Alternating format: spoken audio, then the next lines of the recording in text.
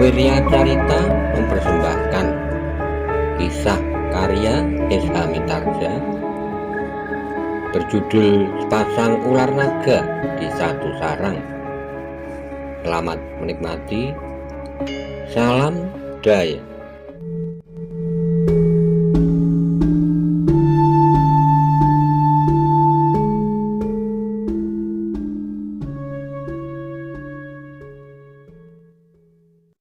Monggo kula aturi subscribe, like, komen, saha share. Matur nuwun.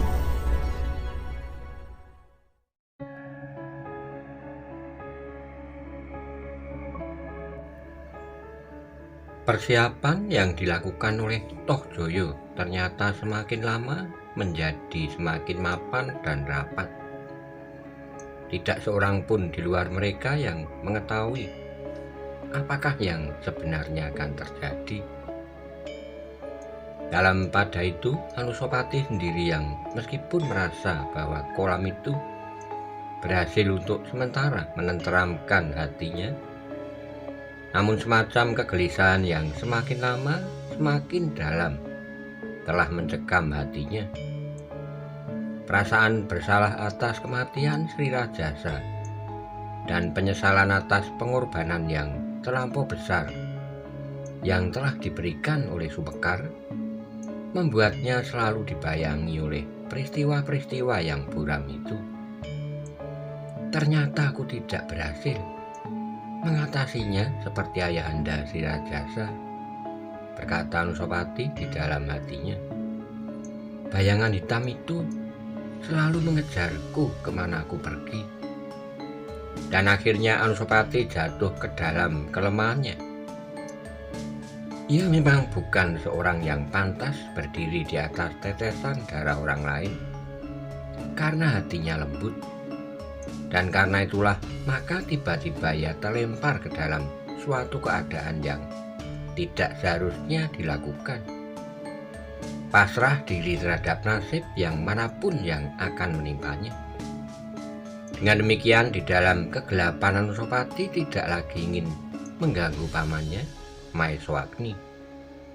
Semua kekalutan dicoba untuk menelannya betapa pahitnya. Meskipun demikian, ada juga usahanya yang dilakukannya. Anusapati telah menempa anak laki-lakinya untuk menjadi seorang laki-laki. Anusapati mencoba mempelajari sifat-sifat yang ada di dalam dirinya, kelemahan dan kekuatan pamannya, yang juga mempunyai kelebihan dan kekurangan. Ayahandanya Sri Rajasa, Sumekar, dan orang-orang lain. Dengan meresapi setiap sifat dan watak, maka ia berusaha membentuk anak laki-lakinya menjadi seorang yang baik lahir dan batinnya. Pada Ronggowuni lah Anusapati menggantungkan seluruh harapannya. Harapan bagi kelanjutan namanya dan harapan bagi Singosari. Pada saatnya awan akan berlalu, tetapi matahari akan tetap mengarungi jalur jalannya. Jika aku pergi, Ronggowuni harus siap berada di atas cakrawala, katanya di dalam hati. Dan jika aku terlampau cepat pergi, aku harap Pamanda Maeswagni masih sanggup melakukan pekerjaan besar yang lain, membuat Ronggowuni menjadi seorang maharaja yang besar. Dan rasa-rasanya hidup ini menjadi terlampau tergesa-gesa, sehingga ada semacam firasat bahwa hari terakhir bagi Anusapati memang menjadi semakin dekat. Dan inilah wujud dari perasaan putus asa itu. Kadang-kadang Anusapati menyadari, tapi ia tidak dapat menghindarkan dirinya. Untuk beberapa lamanya Anusapati masih dapat berusaha untuk menenteramkan hatinya. Tapi lambat laun ia tidak dapat bersembunyi lagi. Kolam yang mengelilingi bangsanya hanya mampu membentengi keselamatan jasmaniahnya untuk beberapa lamanya, tapi tidak mampu untuk membentengi hatinya dari perasaan bersalah. Agaknya Tohjoyo melihat perubahan yang terjadi pada diri Anusapati. Meskipun secara lahiriah ia selalu bersujud dan seakan-akan tidak lagi ingin berbuat sesuatu, namun ternyata ia mampu menangkap perkembangan jiwa yang terjadi pada Anusapati. Apalagi ia berhasil mengatur beberapa orang yang berada di sekeliling Maharaja Singosari itu. Sebenarnya Anusapati yang memang sudah menaruh kecurigaan kepada Tohjoyo itu merasakan juga sikap yang berlebih-lebihan. Bukan watak Tohjoyo menjadi seorang penurut dan sekedar menundukkan kepalanya. Namun demikian kelemahan di dalam diri Anusapati selalu menahannya apabila ia ingin berbuat sesuatu. Sehingga pada puncaknya Anusapati hanya sekedar dapat merenungi kesalahannya sendiri. Dengan rendah hati, Tohjoyo selalu mengemukakan kepedihannya atas kematian ayahandanya. Bahkan seakan-akan Tohjoyo telah menggantungkan dirinya kepada Anusapati sebagai saudara tuanya. "Kakanda Anusapati," berkata Tohjoyo, "tidak ada orang lain yang dapat menjadi pengganti ayahanda Sri Rajasa daripada Kakanda Anusapati." Anusapati mengerutkan keningnya. Bagaimanapun juga ia tidak dapat melupakan beberapa orang yang sengaja masuki biliknya. Berapa kelompok prajurit yang memberontak, yang terbunuh di dalam bilik tahanannya, dan hal-hal lain yang mencurigakan. Namun di hadapan Tohjoyo, Anusapati selalu menunjukkan wajah yang bersih dan cerah.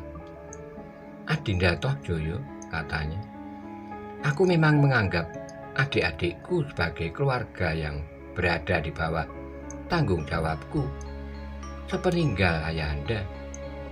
Karena aku adalah saudara yang tertua di antara kalian."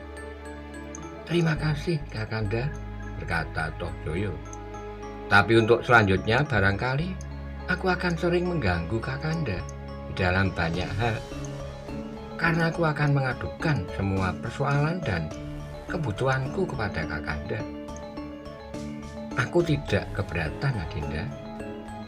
Dan Tohjoyo pun ternyata membuktikan kata-katanya. Kadang-kadang ia datang menghadap dan mohon sesuatu kepada Anusapati, terutama berhubungan dengan kegemarannya menyabung ayam. Sehingga kadang-kadang ia memerlukan berbagai macam kelengkapan bagi lapangan sabung ayamnya. Dan seperti yang sudah dikatakannya, Anusapati pun tidak pernah menaruh keberatan. Seakan-akan ia memang ingin membiarkan Tohjoyo tenggelam di dalam sabungan ayam dan tidak memikirkan lagi persoalan-persoalan yang menyangkut pemerintahan. "Itu suatu kelemahan, Kakanda," Maisa Wongatelenglah yang kadang-kadang terpaksa memperingatkannya. "Aku tidak pernah merasa tenteram apabila Kakanda Tohjoyo masih saja leluasa berbuat sesuatu di istana ini. Aku tidak dapat melarangnya, Dinda," berkata Anusapati. "Ia adalah putra ayahanda Sri Rajasa juga. Karena itu maka ia pun berhak untuk berbuat sesuatu di dalam halaman istana peninggalan ayahandanya. Tapi sudah barang tentu bila tidak menentang kekuasaan yang ada di Singosari," saut Maisa Wongateleng. "Seperti yang Kakanda rasakan, apakah Kakanda Tohjoyo berlaku jujur menghadapi keadaan yang berkembang di Singosari sekarang ini?" "Kita hanya sekedar berprasangka, Adinda." "Tidak, Kakanda," berkata Maisa Wongateleng. "Sebaiknya Kakanda selalu ingat nasihat Pamanda Maeswagni. Dan aku yakin bahwa sumber dari setiap bencana yang terjadi ataupun tanda-tanda bahwa hal itu akan terjadi, tentulah lapangan sabungan ayam itu." Anusapati mengerutkan keningnya. "Kakanda," berkata Maisa Wongateleng, "aku kira saatnya sudah tiba bagi Kakanda untuk mengambil sikap. Kakanda dapat mengusir lapangan sabung ayam itu keluar halaman istana. Adalah tidak pantas sekali bahwa sebagian dari halaman istana ini menjadi arena sabungan ayam." Tohjoyo hanya mempergunakan sebuah sudut kecil dari taman yang dipergunakan oleh Ibunda Kenumang, sahut Anusapati. Tetapi apakah Kakanda pernah membayangkan bahwa yang datang di arena itu adalah sembarang orang? Aku tidak berkeberatan jika yang datang itu rakyat jelata yang paling rendah martabatnya sekalipun. Tetapi aku berkeberatan jika arena itu menjadi ajang percaturan rencana penghambatan tugas Kakanda. Anusapati menarik napas dalam-dalam, sekilas teringat olehnya pesan dari laporan yang pernah diberikan oleh Kudo Sempono, yang kadang-kadang masih juga datang ke arena sabungan ayam itu. Tapi Anusapati tidak berkuasa untuk mencegahnya, bukan karena ia sama sekali tidak mempunyai kewibawaan lagi, tapi justru kelemahannya lah yang telah menahannya untuk berbuat sesuatu. Perasaan bersalah dan dikejar-kejar oleh dosanya. Namun dengan demikian, Anusapati telah membiarkan benalu tumbuh semakin subur di dalam istana Singosari itu, sehingga pada suatu saat akan mencapai puncaknya.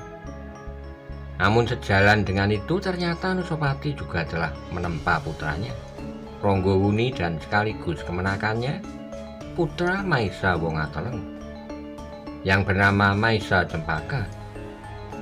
Dalam hidup yang rasa-rasanya terlampau tergesa-gesa itu, Anusapati telah berusaha menghabiskan waktunya dengan membentuk kedua anak yang masih terlalu muda itu menjadi dua orang yang perkasa. Ilmu yang diterima dari pamandanya Maeswagni rasa-rasanya dituangkannya kepada kedua anak yang masih sangat muda itu sampai tuntas. Hanya puncak dari ilmunya sajalah yang belum dapat diberikannya, karena dalam umurnya yang masih muda itu, keduanya masih belum akan mampu menampung kedahsyatan ilmu yang tiada taranya. Namun apabila keduanya meningkat sedikit lagi, maka mereka akan dengan mudah dapat membacakan diri mereka dengan puncak ilmu itu. Maisa Wongateleng yang setiap kali masih mencoba memberikan peringatan kepada kakaknya, rasa-rasanya melihat sesuatu yang mencempaskan pada kakaknya. Baru setahun ia merintah Singosari, namun rasa-rasanya Anusapati sudah kehilangan segala gairah perjuangannya untuk membuat Singosari semakin berkembang. Memang agak berbeda dengan ayahandanya si Rajasa, yang bagaikan api yang menyala-nyala semakin lama semakin besar. Tapi wajah Singosari di bawah perintah Anusapati rasa-rasanya bagaikan wajah gadis yang ditinggalkan kekasihnya. Kadang-kadang seperti kecurigaan tumbuh juga di hati Maisa Wongateleng bahwa berita yang didengarnya itu benar. Namun kematangan jiwanya kemudian telah membuatnya berpikir dengan tenang, tanpa dikendalikan oleh perasaan melulu. Seandainya benar, maka berita itu harus dilengkapi dengan segala macam alasan. Mengapa Kakanda Anusapati melakukannya? Katanya di dalam hati. Karena itulah maka akhirnya Maisa Wongateleng yang selalu dicekam oleh teka-teki itu pun berusaha dengan jalannya sendiri untuk mencari kebenaran tentang hubungan antara kakandanya Anusapati dan ayahanda Sri Rajasa. "Tuanku," berkata seorang tua yang menjadi pamomongnya di masa kanak-kanak, "mengapa tuanku bertanya tentang kakanda Anusapati? Tuanku adalah saudara terkasih dari tuanku Anusapati. Karena itu sebaiknya tuanku tidak usah berusaha mencari persoalan yang dapat menimbulkan kegelisahan-kegelisahan, apalagi ketegangan-ketegangan baru di dalam istana ini. Ibunda menjadi semakin tua dan lemah. Jika terjadi tuntutan-tuntutan baru di dalam hidupnya yang tersisa, maka itu akan berarti mempercepat akhir dari hidupnya. Cobalah tuanku bandingkan. Ibunda Permaisuri usianya tidak banyak terpaut dari Bunda Kenumang. Namun jika tuanku membandingkan wujudnya, maka seakan-akan Ibunda Kenumang adalah anak ibunda tuanku Kendedes. Apakah tuanku pernah memperhatikannya?" Maisa Wongateleng mengangguk-anggukkan kepalanya, katanya, "Aku mengerti. Tetapi aku tidak akan berbuat apa-apa atas ibunda yang memang sudah sakit-sakitan itu. Seandainya aku mengerti persoalan yang sebenarnya, aku tidak akan memandangnya lebih dari kebenaran itu sendiri. Pamomongnya yang memang sudah tua itu menarik napas dalam-dalam, tetapi akhirnya ia berkata, "Baiklah tuanku, aku kira tuanku tentu sudah mendengar desas-desus tentang kakanda tuanku. Jika tidak demikian, tuanku tentu tidak akan bertanya kepada hamba tentang kakanda tuanku." Maisa Wongateleng mengangguk-anggukkan kepalanya, katanya, "Demikianlah, karena itu aku ingin mendengar kebenaran dari peristiwa yang telah terjadi, jika kau mengetahuinya." "Tuanku," berkata pamomong yang tua itu, "daripada tuanku mendengarnya dari orang lain, baiklah hamba akan mengatakannya. Jika tuanku mendengar orang lain, maka selera orang itu akan ikut berbicara." Orang itu berhenti sejenak lalu, "Baiklah tuanku, sebenarnya lah bahwa tuanku dan tuanku Anusapati hanyalah saudara seibu. Tuanku dan tuanku Anusapati bersama dilahirkan oleh seorang perempuan yang bernama Kendedes. Karena ketika tuanku Kendedes kawin dengan ayahanda tuanku, sebenarnya bahwa tuanku Kendedes sudah mengandung." Maisa Wongateleng yang sudah pernah mendengar cerita itu menahan napasnya. Sejenak ia mencoba menenangkan hatinya yang bergejolak. Bukan karena cerita itu sendiri, tetapi justru karena ia pernah mendengar kakaknya Anusapati pernah mengingkarinya. Jadi, dengan demikian maka sebenarnya tidak ada hubungan apapun antara kakanda Anusapati dan ayahanda Sri Rajasa. Demikianlah tuanku. Tapi agaknya tuanku Anusapati tidak mengetahui bahwa tuanku Anusapati itu sebenarnya adalah bukan putra Sri Rajasa. Jika seandainya tuanku Anusapati itu akhirnya mengerti juga, maka hal itu tentu baru terjadi beberapa waktu yang lampau. Jadi, kakanda Anusapati juga tidak mengerti keadaan dirinya sendiri. Aku tidak tahu apakah demikian keadaannya sekarang. Tetapi hamba pernah mendengar dari emban pamomong tuanku Anusapati, seorang perempuan tua yang sekarang selalu mendampingi bunda tuanku Kendedes, bahwa setiap kali tuanku Anusapati mengeluh, bahwa rasa-rasanya ia selalu dikesampingkan sebagai anak tiri. Saat itu tuanku Anusapati masih belum mengetahui tentang dirinya sendiri. Mungkin kini hal itu sudah diketahuinya. Tapi jika demikian, apakah yang akan tuanku lakukan? Hamba sudah memperingatkan bahwa ibunda Kendedes berada dalam keadaan yang lemah sekarang ini. Tuanku seharusnya mengerti akan keadaan itu." Maisa Wongateleng tidak segera menyaut. Berbagai macam perasaan bercampur baur di dalam dadanya, sehingga karena itu rasa-rasanya nafasnya menjadi sesak. "Tuanku Maisa Wongateleng," berkata pamomongnya, "memang tuanku kini berdiri di jenjang tangga yang sulit. Seandainya tuanku merasa tersinggung karena kematian ayahanda Sri Rajasa yang masih belum pasti apakah yang sebenarnya, dan tuanku akan menuntut balas seperti yang dilakukan oleh beberapa orang yang sebenarnya sudah dapat dibayangkan akan melakukannya, maka tuanku akan semakin menyiksa hati bunda. Karena sebenarnya lah bahwa ibunda pun merasa dirinya tersisih dari sisi tuanku Sri Rajasa karena kehadiran Kenumang yang kemudian melahirkan tuanku Tohjoyo." Maisa Wongateleng mengangguk-anggukkan kepalanya. Namun rasa-rasanya masih ada sesuatu yang bergejolak di dalam dadanya. Bahkan rasa-rasanya seseorang yang tidak dikenalnya pernah berbisik di telinganya, "Tuanku Maisa Wongateleng, sebenarnya tuankulah yang paling berhak atas tahta Singosari. Tuanku Anusapati sama sekali bukan putra tuanku Sri Rajasa, karena ia sudah berada di dalam kandungan ketika ibunda tuanku Kendedes kawin dengan ayahanda tuanku. Sedangkan tuanku Tohjaya pun tidak berhak atas tahta, karena ia tidak dilahirkan dari seorang permaisuri. Tapi Maesa Wongateleng menggeram. Ia sadar bahwa ia sudah didorong ke dalam adu domba yang keji. Di dalam kekalutan itulah sebenarnya orang yang bermaksud buruk dapat mengambil keuntungan. Namun seakan-akan memang terlempar kepada pilihan yang sangat sulit. Apakah ia harus berdiri di sisi ayahandanya atau di sisi ibundanya? Karena menurut perhitungannya, sebenarnya lah bahwa ayahandanya telah menyia-nyiakan ibundanya. Setelah ibundanya meningkat semakin tua, dan Kenumang rasa-rasanya masih saja tetap muda. Jika aku melepaskan Kakanda Anusapati karena aku menganggap Kakanda Anusapati tidak berhak atas tahta, maka aku akan jatuh di bawah pengaruh Kakanda Tohjaya, anak Kenumang, yang telah membuat ibundanya sakit hati, berkata Maesa Wongateleng selanjutnya.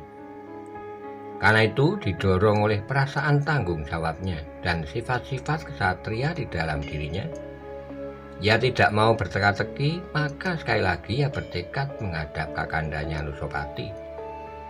Apapun yang akan dikatakannya, bahkan kenyataan yang paling pahit pun, jika itu merupakan kebenaran, ia tidak akan lari. Demikianlah maka sekali lagi Maesa Wongateleng menghadap Kakandanya Anusapati. Ia tidak lagi bertanya tentang sebab kematian ayahandanya Sri Rajasa, karena siapapun dapat menyusun cerita yang berbeda-beda menurut seleranya. Jika yang dikatakan oleh Anusapati tidak benar, maka biarlah ia mengatakannya atas kehendaknya sendiri. Yang penting baginya siapakah sebenarnya Kakandanya Anusapati di dalam hubungan darah dengan dirinya. Anusapati yang mendengar pertanyaan adindanya menarik nafas dalam-dalam, namun akhirnya ia berkata, "Baiklah Maesa Wongateleng, memang sudah waktunya aku mengatakan yang aku ketahui tentang diriku." Anusapati berhenti sejenak lalu, "Tentu kau sudah mendengar dari siapapun siapakah sebenarnya aku dan siapakah sebenarnya engkau." Dan seperti dapat melihat ke dalam hati Maesa Wongateleng, Anusapati berkata, "Bahkan mungkin adinda seseorang dapat meniup-niupkan cerita atau pendapat bahwa seharusnya kaulah yang paling tepat menggantikan ayahanda Sri Rajasa, karena sebenarnya lah aku memang bukan putranya. Aku memang agak cemas mengakuinya di hadapanmu, karena dengan demikian akan mungkin sekali terjadi salah paham. Tapi kau kini memang bukan kanak-kanak lagi dan aku harus menyadarinya. Hingga aku tidak pantas untuk berasia lagi, sedangkan Tohjaya memang tidak sepantasnya menggantikan kedudukan ayahanda karena ia tidak dilahirkan dari permaisuri." Anusapati berhenti sejenak lalu, "Tetapi bukannya aku ingin mempertahankan hakku atas tahta ini, adinda? Karena sebenarnya kau dan aku tidak ada bedanya. Ketahuilah bahwa yang sebenarnya berhak atas tahta ini sama sekali bukannya ayahanda Sri Rajasa. Meskipun yang berhasil mengembangkan Tumapel menjadi Singosari yang besar adalah ayahanda Sri Rajasa, namun sumber dari kekuasaan itu adalah kekuasaan atas Tumapel yang berada di tangan Ibunda Kendedes. Kekuasaan yang diterimanya dari Akuwu Tunggulametung sebagai bukti penyesalan bahwa Akuwu Tunggulametung telah mengambil Ibunda Kendedes dengan paksa dari Ponowijit." Maesa Wongateleng mendengarkan cerita kakaknya dengan seksama, dan ternyata Anusapati tidak menceritakan bagian-bagian saja dari peristiwa yang telah terjadi, tapi Anusapati telah menceritakan seluruhnya. Juga kematian yang dialami oleh Akuwu Tunggulametung, Empu Gandring dan Kebu Ijo. Dan Anusapati tidak menyembunyikan sama sekali kebenaran yang terjadi atas dirinya dan atas Sri Rajasa. Dan Anusapati pun tidak lagi menyembunyikan dengan nama Pangalasan dari Batil. "Nah adinda, engkau sudah dewasa. kau dapat menentukan apa saja yang baik bagimu. Ambillah sikap dan katakanlah kepadaku, apa yang kau kehendaki dariku, aku akan memenuhinya. Karena seperti yang sudah aku katakan, bahwa kau dan aku memang tidak ada bedanya. Karena di dalam tubuh kita mengalir darah Ibunda Kendedes, yang sebenarnya berhak atas tahta Singosari. Maisa Wongateleng mendengarkan ketegangan kakandanya dengan kepala tunduk. Kini ia tahu bahwa apakah yang sebenarnya telah terjadi. Namun dengan demikian ia dapat mengambil kesimpulan dengan hati yang jernih. Meskipun Anusapati telah membunuh dengan tangannya ayahandanya Sri Rajasa, namun Maisa Wongateleng tidak dapat menendamnya. Karena perbuatan Anusapati itu tidak berdiri sendiri. Di dalam angan-angannya ia dapat membayangkan apakah yang sudah terjadi jauh sebelum ia menghadap kakandanya dan mendengar segala cerita tentang pertumbuhan dan perkembangan Singosari. Sambil menarik napas dalam-dalam ia berkata, "Aku tidak dapat bersikap lagi dari sikapmu yang sekarang, Kakanda." Anusapati mengerutkan keningnya dengan berdebar-debar. Ia bertanya, "Apakah maksud Adinda?" "Aku tidak akan mengubah sikapku kepada Kakanda. Kakanda adalah seorang maharaja bagiku dan seorang saudara tua." Maisa Wongateleng berhenti sejenak lalu. Yang sudah terjadi adalah urutan peristiwa yang tidak terpisahkan. Dan agaknya putaran roda itu masih belum berhenti. Karena menurut penilaianku, Kakanda Tohjoyo tidak akan tinggal diam. Tapi kau sendiri, Adinda, Kakanda, memang aku dan Kakanda ternyata tidak lahir dari keturunan ayah yang sama. Tetapi kita adalah seibu dan terutama Kakanda memang berhak mewarisi takhta. Yang telah terjadi biarlah terjadi. Aku tidak akan menambah sedih hati Bunda. Sejak remaja, ternyata Ibunda selalu mengalami kepahitan yang tidak henti sampai saat tuanya. Apalagi jika aku menambah luka di hati Bunda karena aku bernafsu untuk berbuat sesuatu oleh kematian ayahandaku. Karena itu Kakanda, aku berjanji bahwa aku tidak akan mengubah sikapku. Bukan karena aku merupakan kecintaan seorang anak kepada ayahandanya, tapi aku mandang persoalannya dari waktu yang panjang sebelum dan sesudahnya. Terima kasih, Adinda. Aku yakin bahwa Adinda Maisa Wongateleng memang tidak akan menambah mendung yang kini sedang meliputi langit di atas Singosari.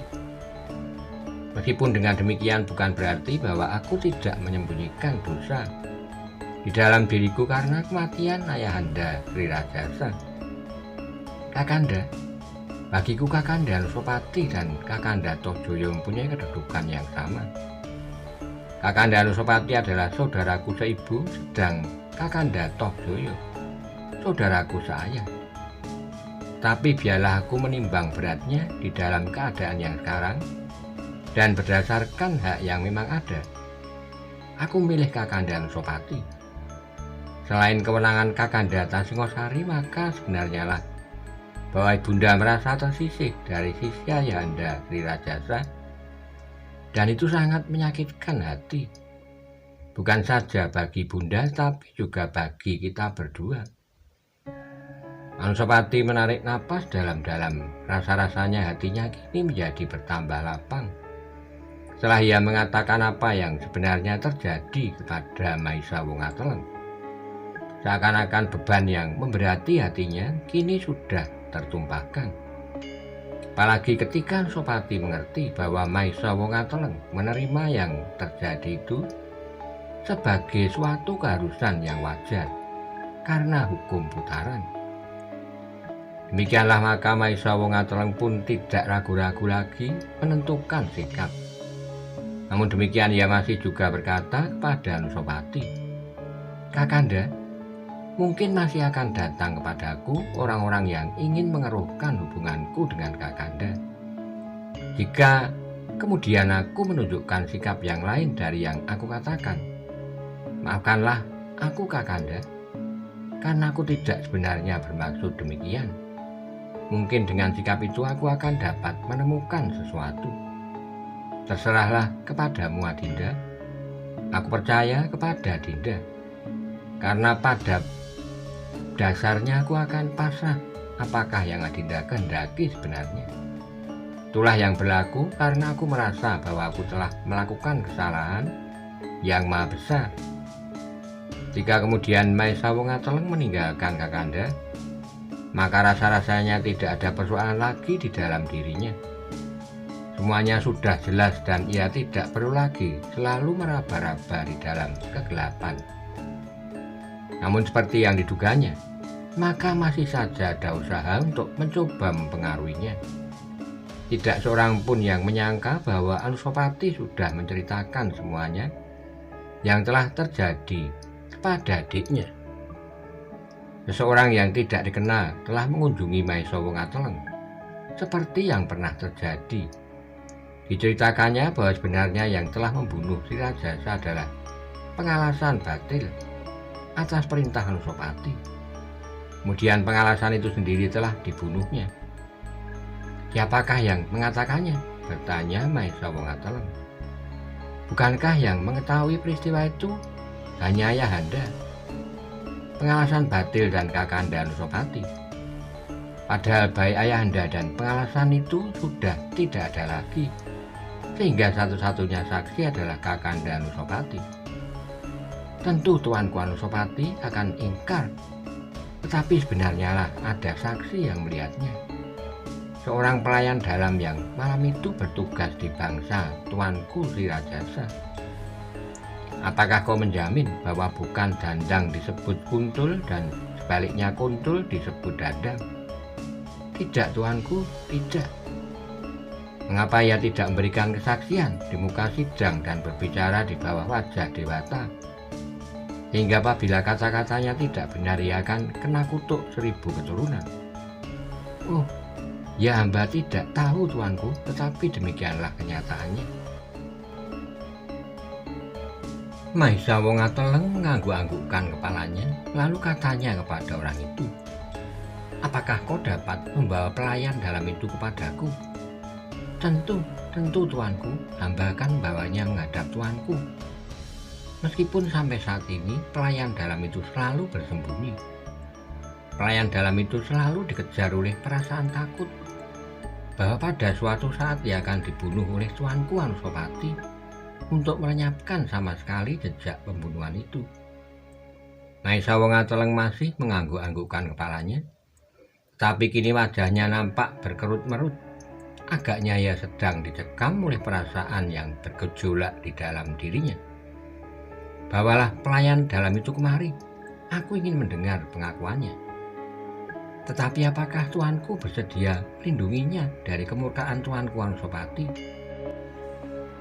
Jika Tuanku Anusapati mengetahui bahwa pelayan dalam itu merupakan saksi yang akan dapat berbicara tentang sebab-sebab kematian Tuanku Sri Rajasa dan pengalasan dari Batil, maka sudah barang tentu Tuanku Anusapati akan menghilangkan jejak pembunuhan yang pernah dilakukan itu.